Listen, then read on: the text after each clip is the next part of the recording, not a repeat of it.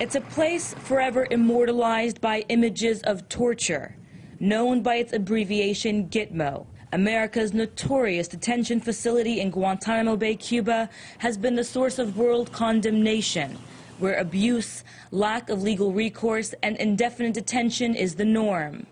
It's also been the subject of decades of strife with Cuban authorities, who argue the 45-square-mile military base violates Cuban sovereignty and amounts to a military occupation. The agreement under which the U.S. has a base on Cuban soil, the Guantanamo military base, dates from the earliest years of the 20th century. The Platt Amendment was imposed following the U.S. occupation of Cuba after the Spanish-American War in 1903.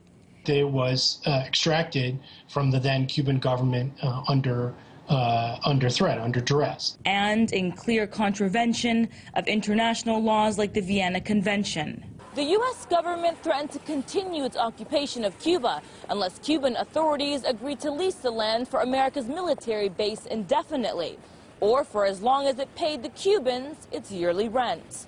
The rent check, $4,083. After the Cuban Revolution swept the island nation in 1960, its revolutionary leader Fidel Castro cashed only one check, and he insists it was an accident.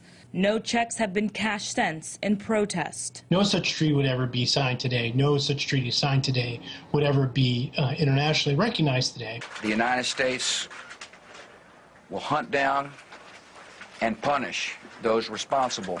After 9/11, the Bush administration swiftly turned its military base into a detention facility. Declassified documents show the U.S. government used Cuban soil to evade national and international law to interrogate terror suspects.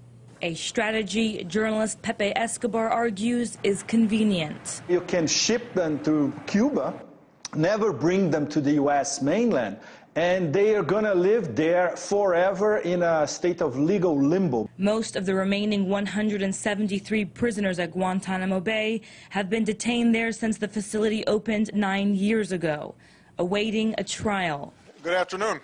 President Obama recently signed away his right to bring detainees to U.S. soil, making it unlikely that any of them will see a trial or freedom anytime soon. Some argue the U.S. violates Cuba's sovereignty for this reason. Because this is the only Latin American country over these past 50 years has said, you know, damn you, straight to the eye of the American government, or as they would say, the American empire. A country Cubans believe should give rights to its detainees and give back the land that's rightfully theirs. Jahan Hafiz, RT, Washington, D.C.